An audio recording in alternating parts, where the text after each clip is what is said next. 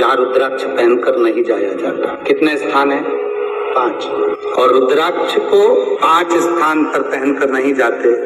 और रुद्राक्ष के लिए वर्णन किया गया कि रुद्राक्ष कब कब उतार कर उसको वापिस अभिमंत्रित करना चाहिए। 5 जगह पहनकर नहीं जाना चाहिए और रुद्राक्ष को अभिमंत्रित करना मतलब सीधा अमावस्या के दिन, पूर्णिमा के दिन, शिवरात्रि के दिन, श्रावण महीने के सोमवार को, प्रदोष के दिन, ये दिन आपके शरीर में जहां पर भी रुद्राक्ष है, आपके गले में अगर आप रुद्राक्ष पहने हो, आपके हस्त कमल में आप रुद्राक्ष पहने हो, आपने अपने पास में कहीं रुद्राक्ष रख रखा है, तो उस रुद्राक्ष को अमावस्या, पूर्णिमा, शिवरात्रि या श्रावण का सोमवार या प्रदोष आदि, इस दिन उस रुद्राक्ष को एक बार दूध में धोने के बाद उसमें थोड़ा सा सरसों का तेल अवश्य लगाना चाहिए। क्या होगा उससे? उससे होगा क्या? शिव महापुराण की कथा कहती है, महाराज रुद्राक्ष को दूध में धोने के बाद, स्नान कराने के बाद जल से स्नान कराया, थोड़ा सा सरसों का तेल लगा दिया। महाराज क्या मिलता है उससे? तो कहा उस रुद्राक्ष में बल प्राप्त होता है। कौन सा बल? जो शरीर के अंदर बीमारियां बढ़ती हैं, उस बीमारी को वो रुद्राक्ष धीरे धीरे समाप्त करना प्रारंभ कर देता है। पर एक और चीज याद रखना, जिस रुद्राक्ष के पानी को आप बीमारी के समय पर गलाकर पीते हो, उसमें सरसों का तेल नहीं लगाना, उसमें सरसों का तेल नहीं लगाना। उसको तो आप केवल स्नान कराओ दूध से, जल से, और फिर उसको गला दीजिए, उसका पानी आप पीना चालू कर दीजिए। जिसको बड़ी बीमारी होती है उसके लिए कल कथा में वर्णन किया रुद्राक्ष के जल। रुद्राक्ष का जल पिया जाता है शरीर के अंदर से रोग को, बीमारी को हटाने के, रोग बीमारी को समाप्त कर।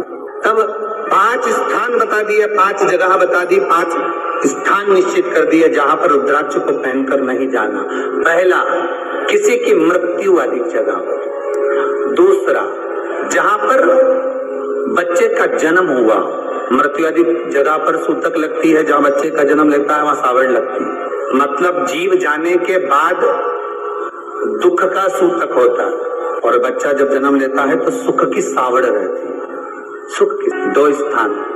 तृतीय स्थान, तीसरा स्थान दिया जहां पर वैश्यावृत्ति होती हो या महाराज मदिरा का पान होता हो, उस स्थान पर रुद्राक्ष को नहीं ले जाएगा। चौथा स्थान रुद्राक्ष के लिए कहा गया, जिस स्थान पर आपको ज्ञात नहीं है और आपको लगता है कि ये स्थान अज्ञात है, यहाँ पर कई जगह पर कुछ जीवों की हत्या हुई है या किसी जीव को नष्ट किया गया है, उस स्थान पर रुद्राक्ष को नहीं ले जाना चाहिए। 5वां, महाराज आपके रुद्राक्ष का जहां अपमान हो रहा है, अपमान से समझ में आ रही है ना आपको बात? एक आय को ढोंग प्रपंच में पढ़ा है, कौन ने कहा इतने रुद्राक्ष धारण कर ले?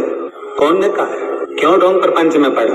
अगर हम रुद्राक्ष गले में पहन लेते और नारी का रजस्वला धर्म आ जाता है, रजो धर्म का समय आ जाता है, वो रुद्राक्ष हम गले में धारण कर रखते हैं, तो वो रुद्राक्ष क्या वो बेकार हो जाता है? पहले एक बात बहुत अच्छे से समझ में, आप सन्यासी हो, जम के बोलो जरा, आप तपस्वी हो, आप साधक हो, आप उपासक हो, या आप बैरागी हो, आप एक गृहस्थी हो, घर में रहने वाली माँ, गोदी में रखा हुआ बालक अगर गंदगी भी कर दे, पूरे कपड़े को भी बिगाड़ दे, तो माँ बच्चे का कपड़ा बदल देती है, और बदल कर माँ को ये जरूरी नहीं है कि उसको साड़ी बदलना, उसको कपड़े बदलना या उसको फिर नहाना। बच्चा जब गोदी में होता है तो माँ की गोद में कितनी बार भी गंदगी कर दे, फिर माँ अपने कपड़े बार बार नहीं बदलती, उसी कपड़े से काम करती रहती है, उसी कपड़े से सेवा करती रहती है, उसी कपड़े से भगवान का पूजन भी करेगी तो भगवान स्वीकार करेगा। क्योंकि मातृत्व के लिए, माँ के लिए, नारी के लिए छोड़ दिया गया है कि तुम और हाँ, आप अगर पूजन करने बैठ रही हो तो आपको ये 7 दिन पूजन नहीं करना। पर रुद्राक्ष अगर आप पहन रहे हो, रुद्राक्ष अगर आप धारण कर रहे हो और अपने जीवन की सार्थकता के लिए स्वीकार कर रहे हो, जैसे तुलसी की माला और रुद्राक्ष की माला गले में पड़ी रहती है, तो ये कंपनी का ट्रेडमार्क होता है कि तुम कौन सी ब्रांड के हो। ये कंपनी का ट्रेडमार्क है। तुलसी की माला पहनकर प्राण छूट गए तो वैकुंठ चले गए, और रुद्राक्ष की माला पहनकर प्राण छूट गए तो कैलाश धाम चले गए। ये कंपनी का ट्रेडमार्क। छोटे रुद्राक्ष की माला, छोटा जो रुद्राक्ष होता है उसकी माला, कैंसर का जो मरीज होता है, अगर वो फर्स्ट स्टेज का कैंसर भी है, छोटे रुद्राक्ष अगर अच्छे हैं, 3 मुखी से लेकर 5 मुखी, 7 मुखी, 9 मुखी, 11 मुखी छोटा रुद्राक्ष मिल जाए, उसकी माला अगर पानी में डाल दी जाए और उस पानी को वो मन का ही डाल दो, उसी का पानी थोड़ा थोड़ा कैंसर के मरीज को सुबह दोपहर शाम श्री शिवाय नमस्तुभ्यम का जाप कर कर, पंचाक्षर ओम नमः शिवाय का जाप कर कर, शंकर शिव का नाम लेकर, महाकाल बाबा का नाम लेकर, विश्वेश्वर विश्वनाथ का नाम लेकर, केदारेश्वर का नाम लेकर, 12 ज्योतिर्लिंग का स्मरण कर कर अगर वो आचमन करना प्रारंभ कर दे तो कैंसर रोग में भी आराम मिलना प्रारंभ हो। केवल आचमन ही नहीं करना है,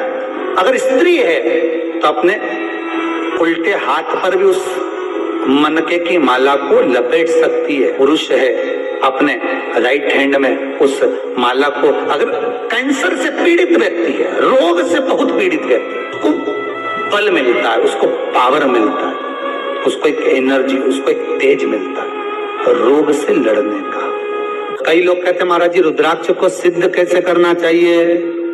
तो शिव महापुराण में एक ही उपाय लिखा है, 108 बेलपत्र पर शंकर का नाम लिखकर समर्पित कर दो, या लाल चंदन चढ़ाकर समर्पित कर दो रुद्राक्ष के ऊपर, या उस रुद्राक्ष को आप अभिषेक में समर्पित कर, या उस रुद्राक्ष को सरसों के तेल में रखकर उसको फिर समर्पित शिव जी को कर। रुद्राक्ष को निकाला, शंकर जी के ऊपर रखा, शिव जी के चरणों में रखा, अभिषेक किया, उसको धारण किया। सिद्ध कैसे करना है?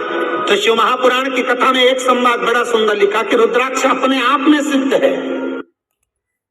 श्री शिवाय नमस्तुभ्यम। दोस्तों, आई होप आप सब लोग को इस वीडियो से बहुत अच्छी सीख मिली होगी। रुद्राक्ष के महत्व क्या होता है, रुद्राक्ष को कहाँ पहनना चाहिए, कहाँ नहीं पहनना चाहिए, कब पहनना चाहिए, और रुद्राक्ष क्या चीज़ है वो आप लोग को बहुत अच्छे से समझ में आ गया होगा। तो जिन लोगों ने चैनल को सब्सक्राइब नहीं किया प्लीज़ जाके सब्सक्राइब कीजिए। श्री